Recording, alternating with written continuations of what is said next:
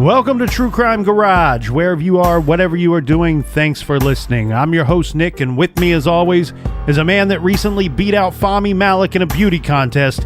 He is the captain. I won due to disqualification. Fahmy had an ulcer. It's good to be seen, and it's good to see you. Thanks for listening. Thanks for telling a friend. Tonight we are drinking Duckpin Pale Ale by Union Brewing and Baltimore Garage Grade 4 out of 5 bottle caps. This is a generously hopped pale ale brewed with lots of Pacific Northwest and New Zealand hops. And my favorite part, Duckpin has big citrus and tropical fruit aroma. And Duckpin was brought to us by, first up, all the way in beautiful Burlington, Ontario, Canada, a man who knows his beer. A shout out to Steve G. Just a quick note, if you do ship us beer, I will not actually receive it. It never makes it to the garage. It just goes straight to Nick's garage. That's not true. It gets intercepted by warlords. What happened to that beer? It was stolen. Well, we want to give a thank you to Lindsay in Bloomington, Indiana. And a big shout out to Kayla in Columbia, South Carolina. Here's a long distance cheers to Ben in Waterloo, United Kingdom. We also have Waterloo. Lydia in Spring, Texas. And last but not least, we have Lindsay in Southern California. So thank you to everybody for filling up the fridge, for filling up my fridge for this week. Thanks for filling up Nick's fridge. We like your jam. Once again, intercepted by warlords. If you want to pitch in for next week's show, go to truecrimegarage.com and click on the donate button. Just a reminder, if you want to find our old episodes or bonus episodes, those are on the website in the store page, or you can find them in the iTunes store. All right, Captain, that's enough of the business. Everybody gather around, grab a chair, grab a beer. Let's talk some true crime.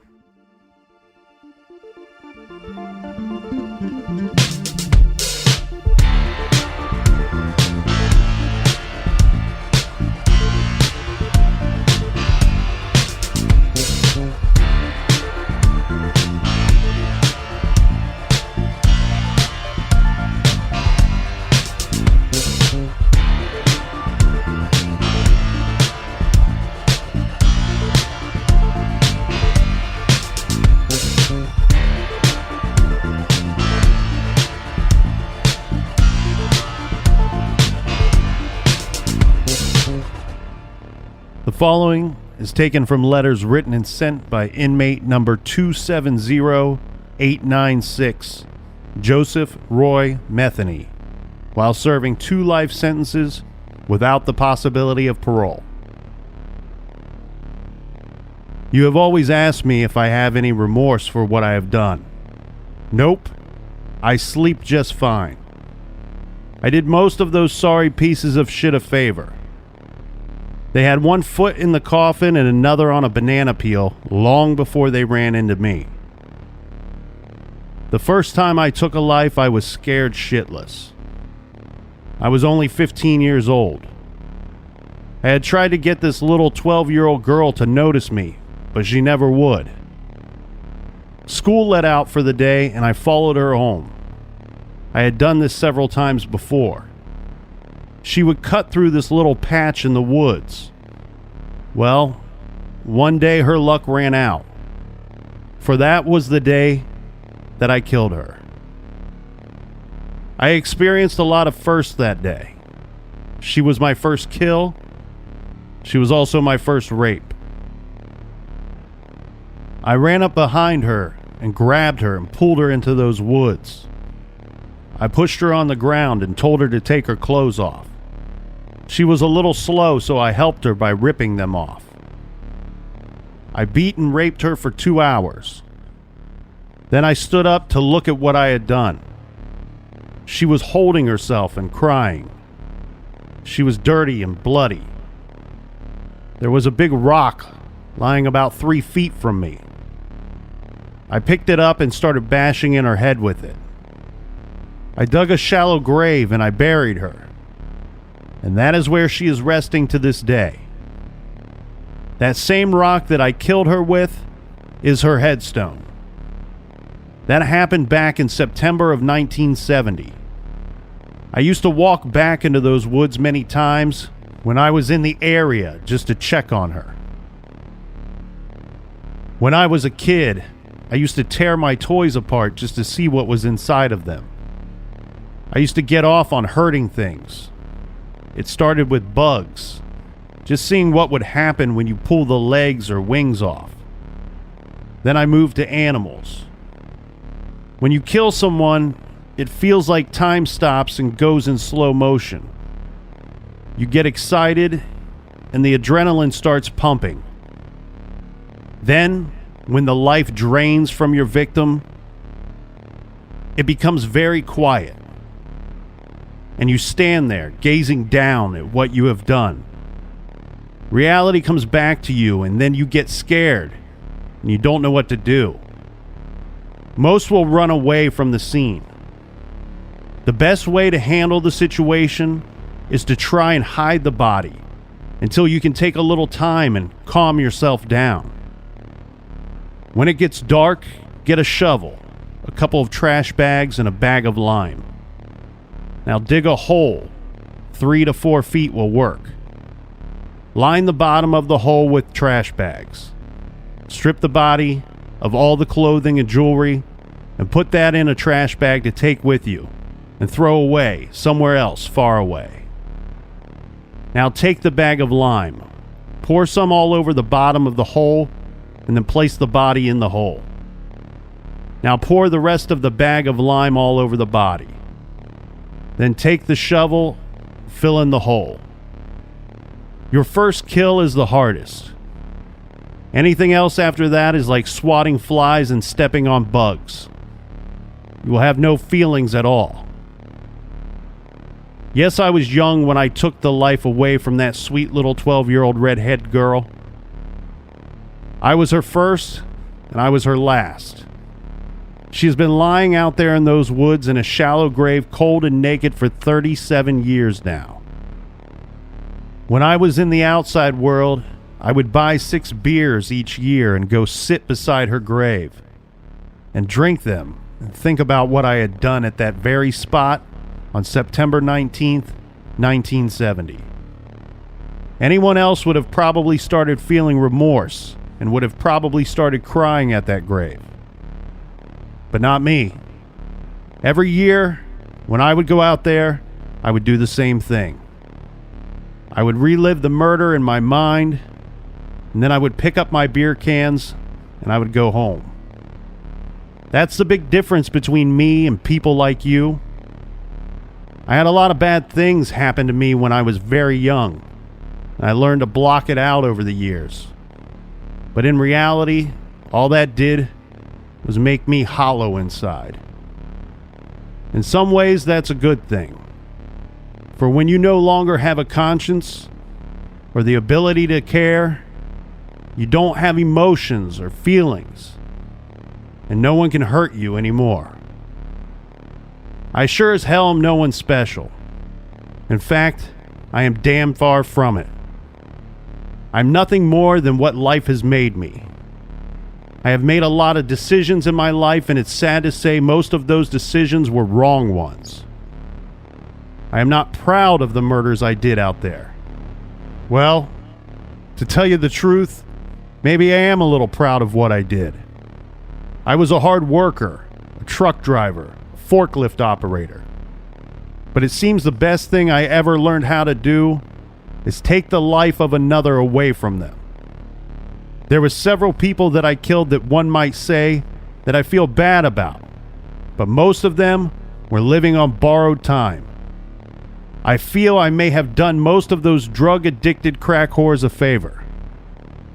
I definitely helped them to get off of drugs. These are the words of convicted serial killer Joseph Roy Metheny.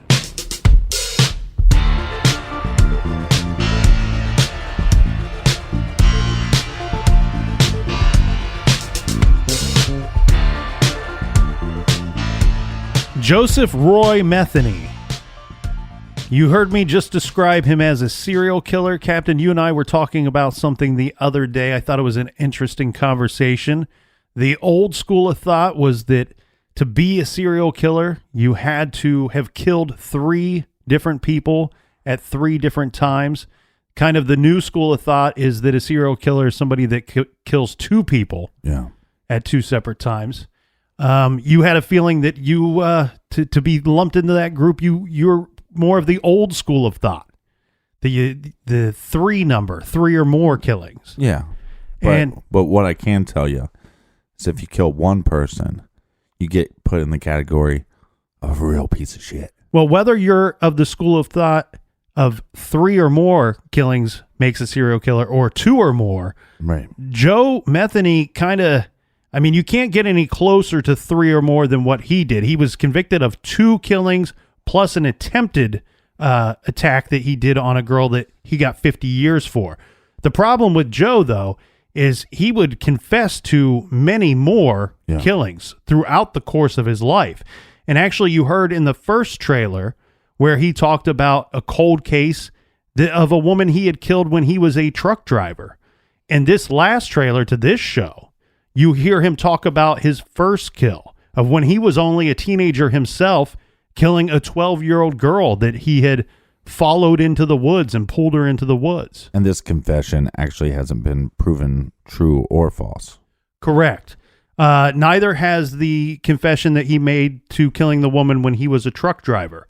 We'll get back into that in a little bit, because where we finished up yesterday was covering his trials.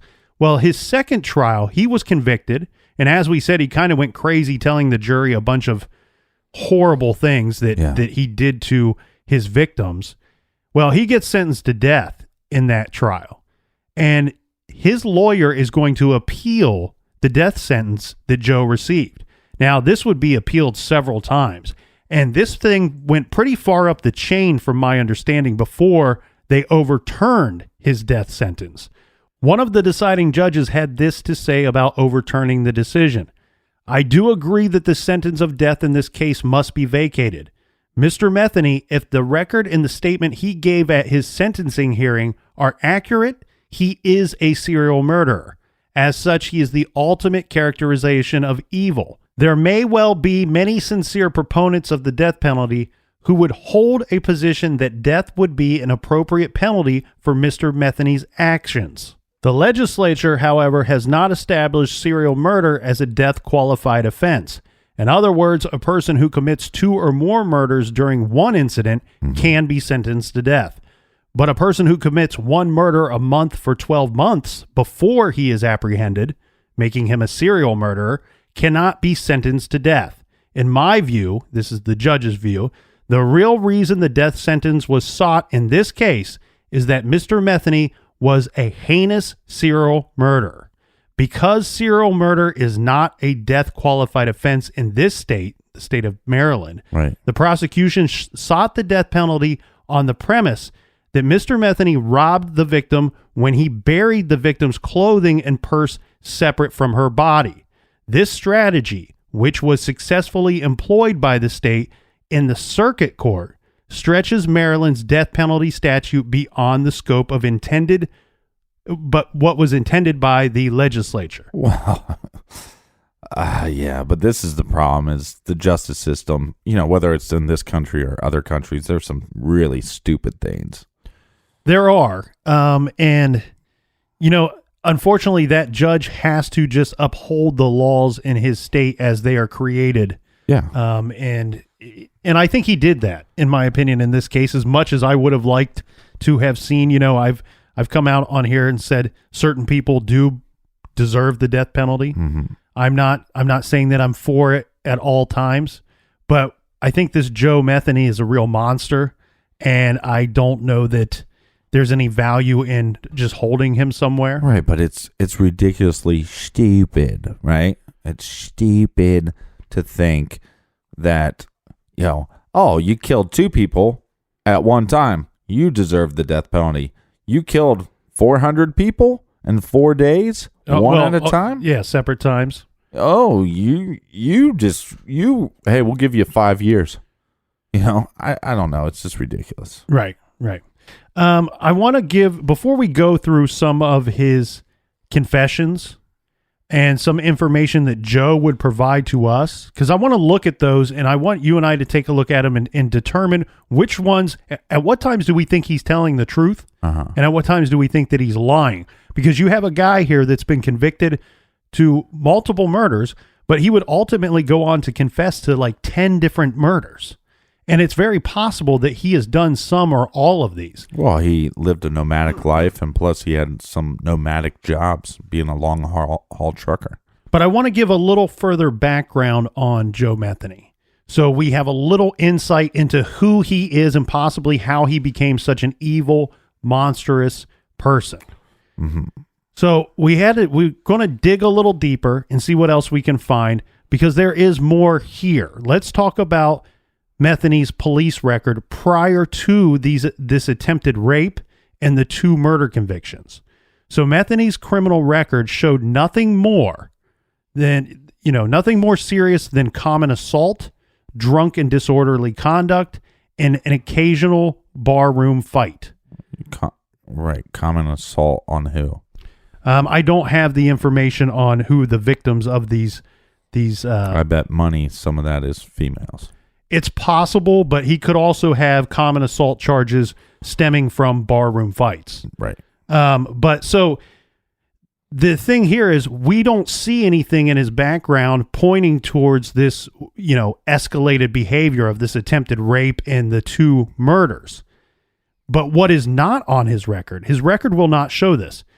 This is something we have to discuss. This is from an event that took place in 1995. Joe was charged with killing 2 33-year-old homeless men. This is Randall Brewer and Randy Piker. The court record stated that the motive for the double homicide was a supposed turf dispute between rival homeless camps. Mm-hmm. I didn't know such things existed. Both of the Randys, the victims, had been mauled with a woodcutter's axe that Metheny kept under a rotting sofa at his Patapsco area camp. Ultimately, Joe Metheny was acquitted of the murders in Baltimore Circuit Court. Get this, the jurors sent the judge a note during deliberations. If you like me, circle yes. If you don't, circle no. I always put a maybe on there too, just in case. I want a hard answer. Tell it to me straight, Judge. Well, do you love me or you not? Are you going to take me to the 8th grade dance or not, Judge? That's what I want to know. I would like to go to Frisch's Big Boy. The note that they sent to the judge during deliberations suggested that they thought that another homeless man other than Joe was responsible for the killings. Okay. So I bring that up because we were talking about other things that Joe may have confessed to, and if in fact he did the other murders that he's confessing to. Well, Metheny would later claim that he in fact did commit these killings, that he did kill these 2 homeless men after a night of drinking beer. Okay. Well, and we also know, like we said before, we know that he was homeless at the time. We know he lived in like Tent City. So is it, that puts him in that kind of community. Right. And was he defending himself or defending his turf? I don't know. I'm not going to give this scumbag any excuses. So, well, I can give you his confession to those murders if you'd like to hear it. Nah. Well, I'm just joking. we need to include it in the show.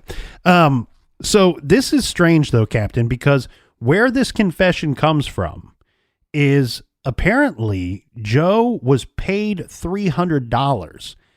And it's been reported, I haven't been able to figure out which website paid him $300, but a website offered him $300 to confess to some other murders. Mm-hmm. They had at some point spoke with him, and he had said, I've killed other people. And I'm sure there was some negotiating going back and forth trying to get this information for their website.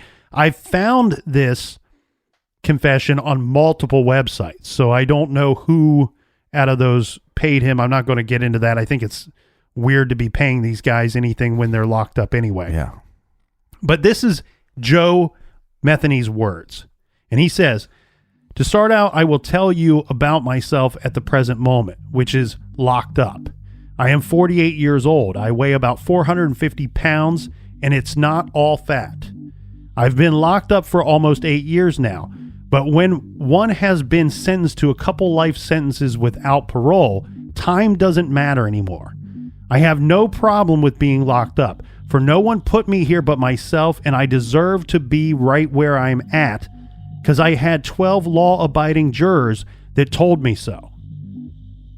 I was only convicted of 2 murders and 1 kidnapping for the one that got away. I got 50 years for her. The first murder, I was sentenced to life without parole. The second one, they gave me the death penalty. I sat on Maryland's death row for 3 years, and then they overturned my sentence and gave me another life without parole and sent me down here for the rest of my life. I killed 7 people, 3 men and 4 women. 2 men I chopped up with an axe under a bridge in South Baltimore. I was found not guilty for them because they couldn't prove I did it. Under that same bridge, I also killed 2 women and 1 man who was fishing, who just happened to be in the wrong place at the wrong time. I weighed their bodies down and I put them in that river. I showed the police where I put them about 3 years later, but they couldn't find them, so they could not charge me for those murders. My murder rampage started out as revenge, but ended up as a passion for the taste of blood and the overwhelming sense of power one gets from taking the life of another. It started back in July of 1994. I was at work. I was a truck driver. I was working overtime this one night.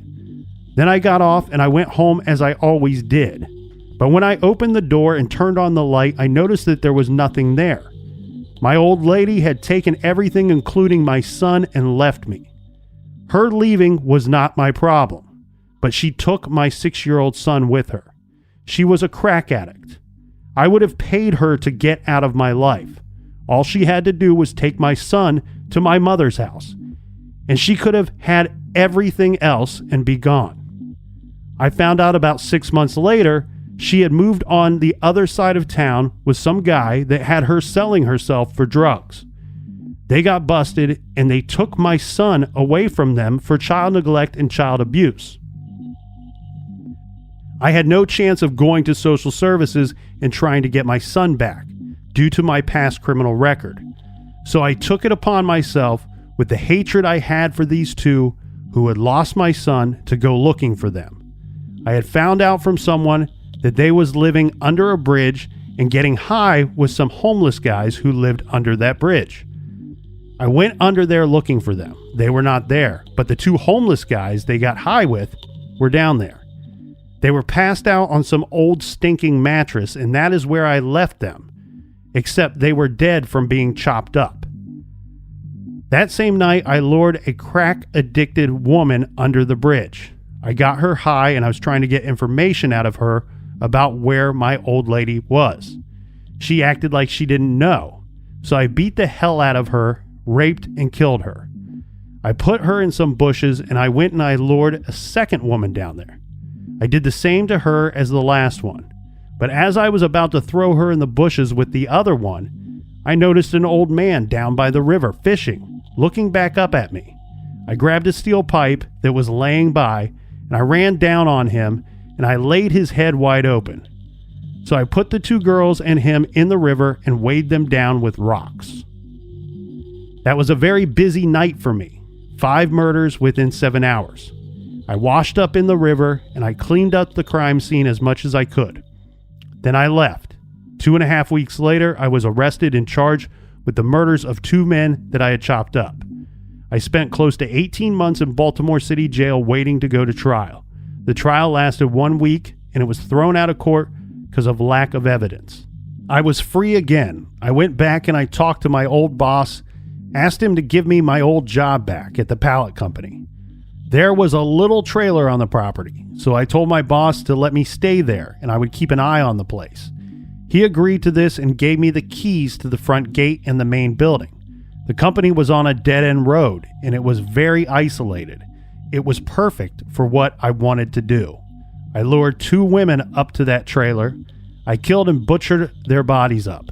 I cut the meat up and I put it in some Tupperware bowls and then put it in the freezer. I buried the remains in several shallow graves in a little woods behind the company.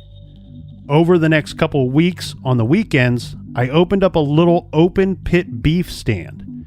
I had real roast beef and pork sandwiches. And why not? They were very good. The human body tastes very similar to pork. If you mix it together, no one can tell the difference. Everything was going pretty good until I ran out of my special meat. So I lured another woman up to my trailer. I got her in there and I started to rip her clothes off and knocking the hell out of her. She was screaming, but there was no one around to hear her except for me, and I just kept on laughing at her. I turned around for a split second, and that was my mistake, for she ran out the door before I could get to her. There was a chain link fence with barbed wire on top of it. There was a stack of wooden pallets next to the fence, about 10 feet high. That woman scaled those pallets like a monkey and jumped the fence, ran down to the main road where some guy picked her up. Well, I knew the cops were on their way, but I didn't run. I gathered up her clothing, grabbed the keys to the gate, and I went out and opened it. Soon as I stepped out of the gate, a cop car pulled up, and the cop jumped out and pulled his gun on me and told me to get on the ground. And that is where it all came to an end. They took me down and booked me. She had told them that I said I was going to kill her like the rest, which was true. They had me sitting in a little room down at homicide, drilling me and damn near kissing my ass, trying to find out what I had done. They pulled me out of city jail every day for about a month, taking me back and forth between the company and the bridge. I had them going crazy at the company digging up the remains, because I had the remains buried in 7 different holes. The only thing I feel bad about in any of this is I didn't get to murder the 2 I was really after, and that's my ex-old lady and the bastard that she got hooked up with.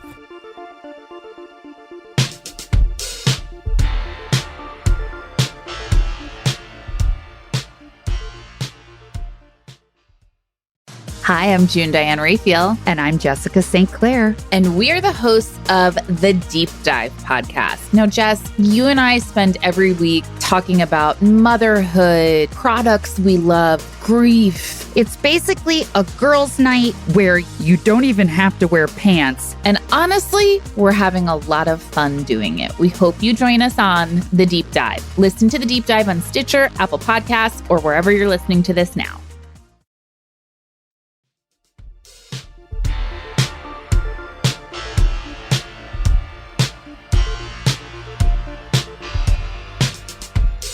All right, we're back. Cheers, mates. Cheers. We're talking about Joe Metheny. Yes. Not to be confused and not related to the great jazz guitar player, Pat Metheny.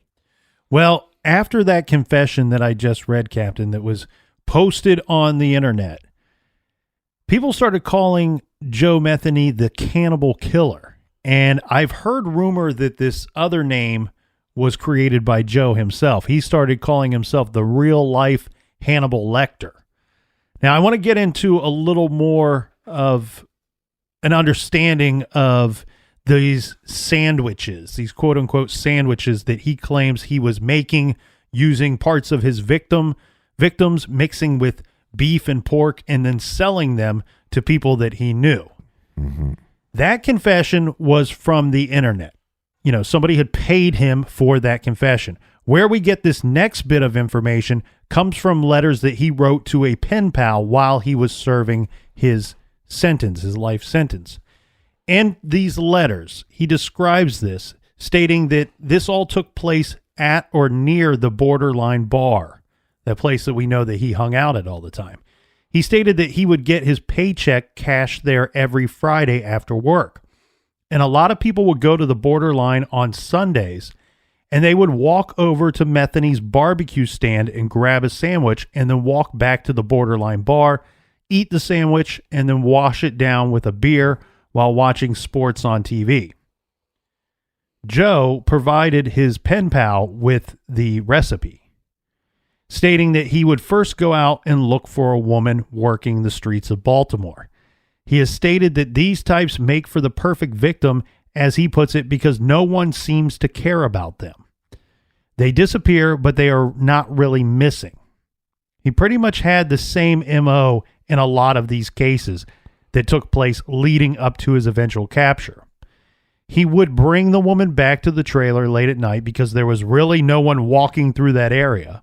His words, no one could hear the woman screaming as he was attacking her other than him, which was fine with him because he liked to hear them scream. And like you said before, he surrounded the whole trailer with piles and piles of skids. Yes. With the pallets. So that probably acted as some kind of sound barrier. Correct.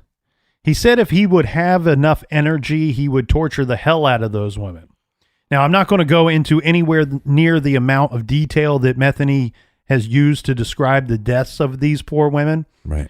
But some of them, he basically, according to him, took them to the woods and would field dress them like you would a deer or something that you were hunting for food. He would use a hacksaw to remove pieces of meat that he wanted from the victim. He said that he would only use the backs of the arms and legs. He would then take the meat and he would cut it up, put it in a bowl, and rinse it real clean.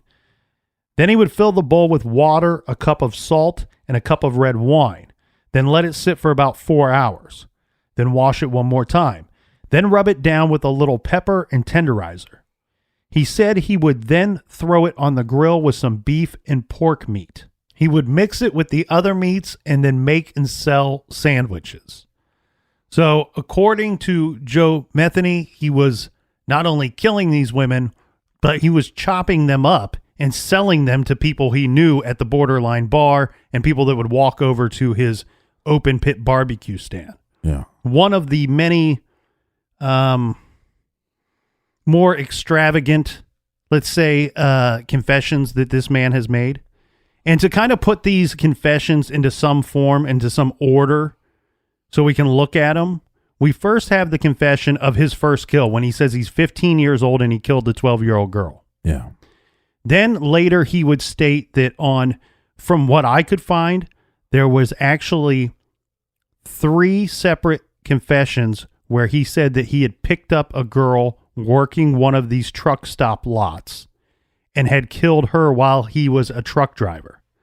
Then later in life, we know that he was married, he had his son, and he went out looking for his wife who had left him to kill her, and ends up finding these 2 homeless guys, kills the homeless guys, and then that same night he kills 2 girls that are working the street because he thought maybe they would know where his ex-wife was. Yeah. And then he has to kill this guy that's fishing in the river because the guy saw him. The guy saw him do it.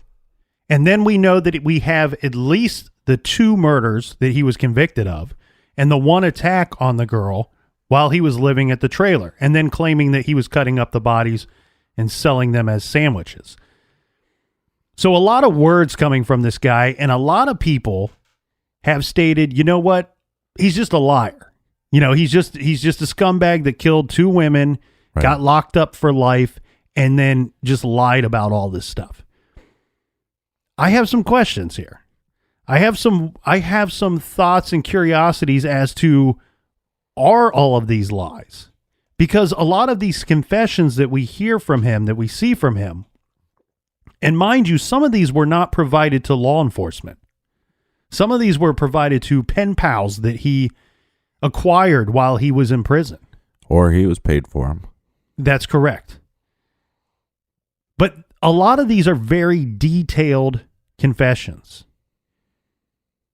So I question the validity of any of them. I look at the first one, when he talks about his first kill when he's 15 and the 12-year-old girl. Yeah. Now, I didn't do like some super digging here, but looking for somebody to have gone missing, to have been reported missing, that was approximately that age in that area at that time, I couldn't find anybody. You know, that's assuming that Joe's telling us the truth. Telling us the truth about the girl's age and about the time. Yeah, I think it's a partial truth.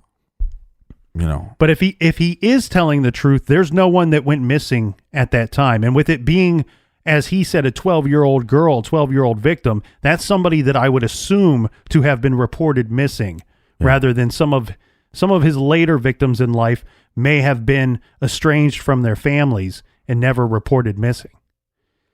So there doesn't seem to be any indication that that in fact is true or his first kill. Now, we do know, according to his confession that he sold to the website, according to that confession, his first kill was the 2 homeless men. Right. So we have him contradicting himself.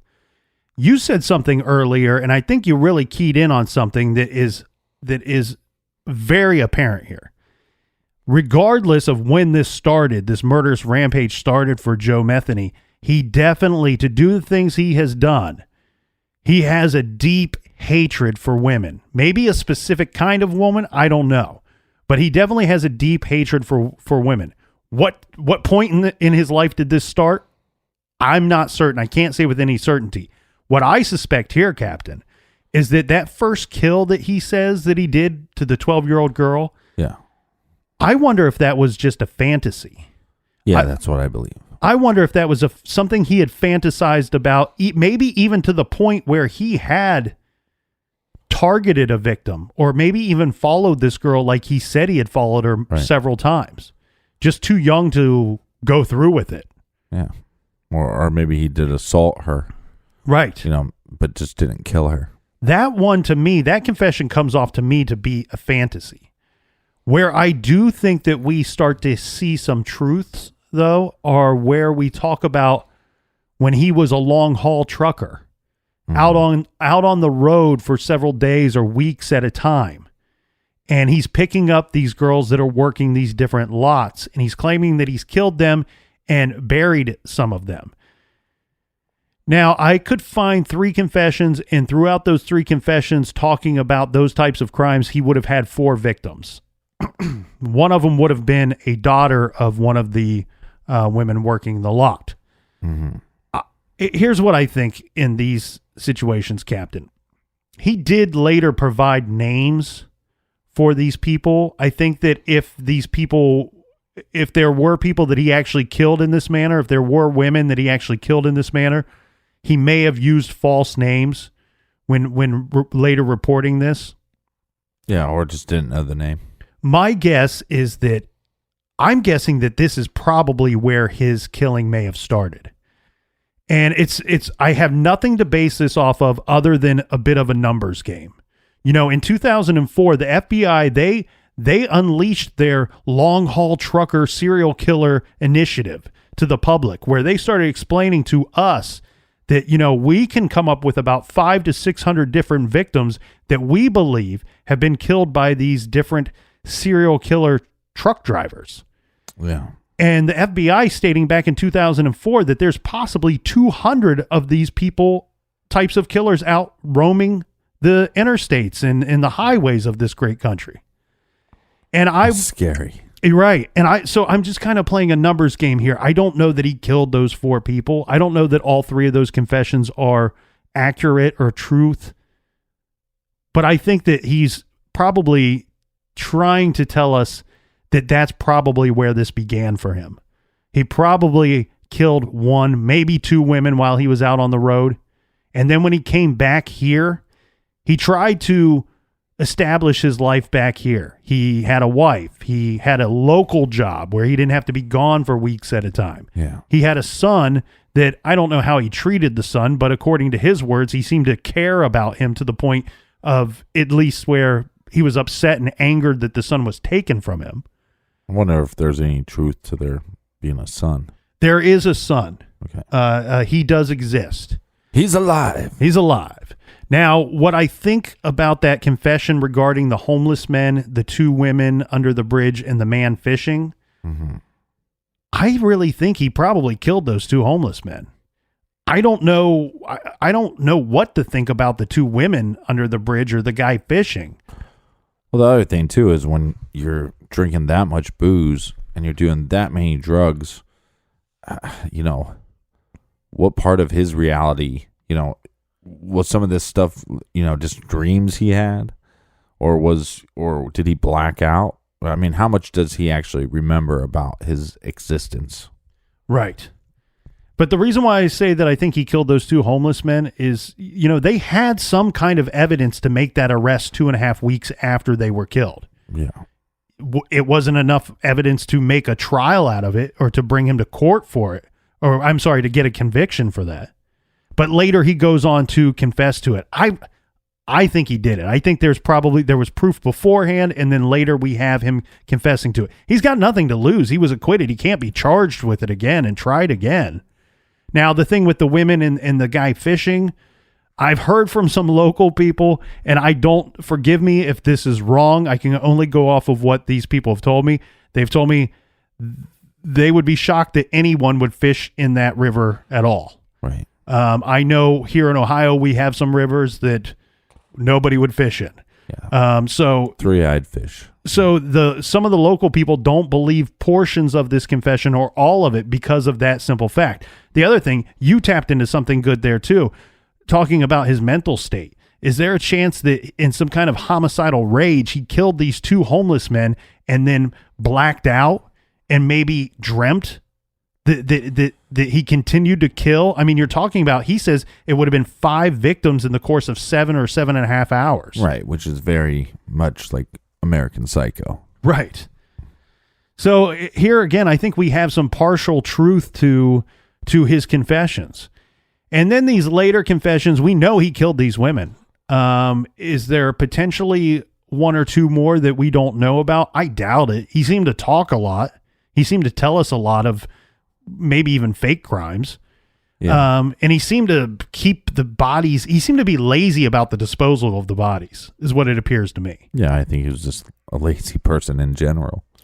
And the thing for the sandwiches, I mean, what's interesting here is I question whether or not there was even a stand that he sold these at. But you said that there is. There's definite evidence or witnesses of this.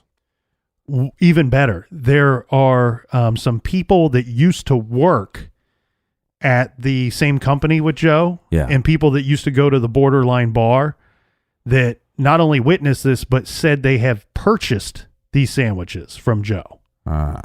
And so you have some of the people that are like, no, it's all made up. He's just pulling our chain. And then you have some people that are like, I'm not certain, but I'm afraid that I probably ate human flesh. Right. Here's what I think. So we do know, we have some proof that the barbecue stand existed. Yeah. And I was with you. I questioned that it had even existed at all, because if you Google some pictures of Joe Metheny, I'm not buying any food from this guy. I don't care. Why not? Why not? Well, have you seen his crazy face? He's got a crazy face. A heavier set, chef. Oh, I don't mind a heavy set chef. That normally knows what they're doing. Yeah, I don't like a skinny chef is what I don't like. But I also don't like crazy face chef. Anyway, I think that... Ugly face. I think that he sold the sandwiches, as we have the witnesses that say that. I think we have a situation here, Captain, where his world got very small. Joe Metheny's world got very small. He got addicted to drugs. He became hardcore alcoholic. Yeah. And at some point, he lived and worked at the same place. He walked down the street to the nearest bar to cash his check and sat on a stool every night in there. And when he wasn't in there, he was back in his trailer doing drugs. His whole world was that little city block. And I think his way at the end to, all these people later are going to talk about him. Oh, he's locked up. He's arrested. Oh, he was nice. He was this. He was that. But in the end, Joe can go to say to all those people, or think to himself, all those people, I had the last laugh on you. Yeah, I might be locked up. I might be serving life in prison. I had the last laugh on you because I sold you sandwiches that had human flesh in them. Yeah. There's not a lot of evidence of this in the autopsies. You're right. There has been no statements from law enforcement to back up his claim or to deny his claim. That might just be protecting the citizens and also protecting the victims as well. My guess is it's a lie. Right. And I think, what evidence we have of this is, like you said, there's not evidence of such in the autopsies. He described how he removed the meat, quote unquote meat that he used. Right. But we don't see any indication of that in the findings. Well, it's clear from his first, the confession about the 12-year-old, where he is rejected, or he feels rejected by a girl or maybe multiple girls, right? And he probably was rejected later in life by women and probably just society in general. And I think, again, that shows his hatred. Maybe his hatred came from his mother. I'm not really for sure. Hatred of women came from his mother. But what I think these confessions, and when people are actually now listening to him, I feel like that was, he knows he's locked away. He did have some acceptance from his employers or co-workers. And now that he's in jail, other than the inmates, nobody really wants to talk to him. He seemed like he had some intelligence. So by talking to, people that run websites or pen pals or whatever, maybe he just felt like I have to keep giving them something. And that's a form of acceptance. And that's kind of what they want. So I'm just going to play into that so I get some kind of acceptance. That's my gut feeling on some of the crazy stuff he talks about. But what's really hard to deny is that he did have certain confessions that were almost 100% truthful.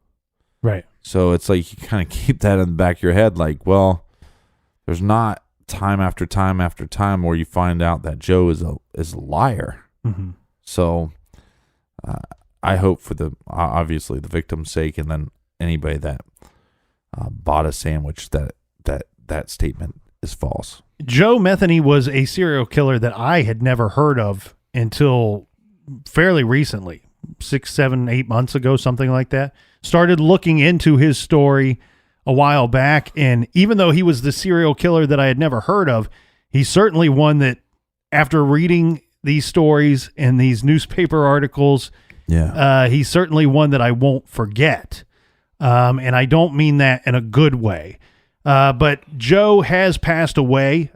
He did die in prison at the age of 62 last year in August. He was serving his life sentences in the Western Correctional Institute in Cumberland, Maryland. Prison officials found him dead and unresponsive in his cell. He was described by prison officials to be morbidly obese at the time of his death, and is believed that he died from a heart attack.